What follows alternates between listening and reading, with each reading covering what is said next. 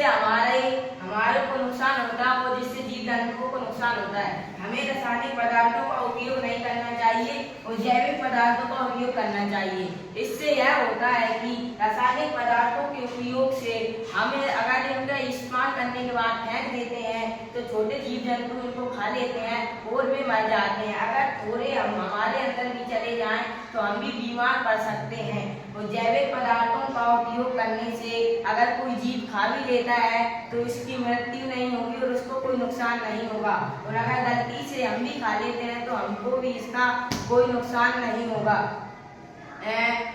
इसके लिए हमने जैविक पदार्थों की गोलियां बनाई हैं।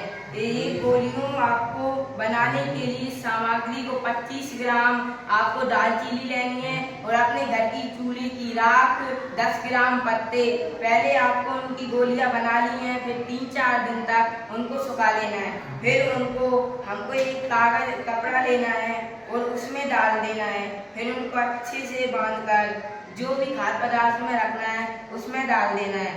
फिर हमको जैसे किसी को संरक्षित करना है तो हम इसको इसमें डाल देंगे, इससे इसको कोई नुकसान नहीं होना। अगर दोबारा हमको इसको खाने के लिए उपयोग में लाना है तो हमको पहले खाद्य सामग्री को निकाल लेना है और फिर हम उस गोली को निकालेंगे।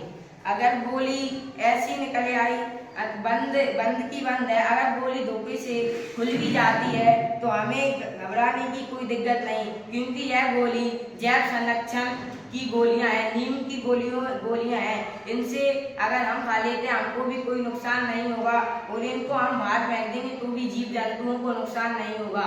और हमारी यह सलाह है कि आप उर्वरकों रासायनिक पदार्थों का उपयोग अपने खाद्य पदार्थों में कम करें और इसे नीम की गोलियां अपने घर पर ही बनाकर इनका इस्तेमाल करें, क्योंकि भारत देश एक कृषि प्रधान देश है जहाँ पर उत्पादन अधिक होता है, लेकिन हम उर्वरकों का उपयोग करते हैं जिससे हमारी बीमारियां बढ़ सकती हैं।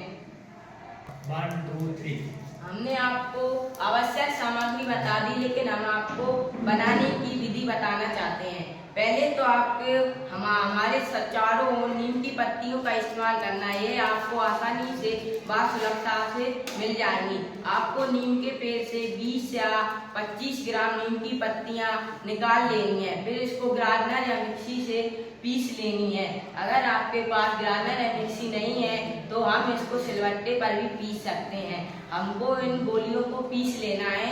फिर 3 या 4 दिन इस घोल को एक पात्र में डाल लेना है। फिर अगर हम देखेंगे हमारा घोल पतला है तो हम इसको हमारी घरेलू राख से मोटा कर सकते हैं। फिर हम अपने सुविधा अनुसार छोटी या बड़ी गोलियां बना सकते हैं। फिर हम गोलियों को एक कपड़े में इस प्रकार रख देंगे। इस प्रकार रखने से यह गोलियां फिर हम इसको पैक करके किसी भी जो भी चीज हमको संरक्षित करनी है उसको इसमें डाल देंगे।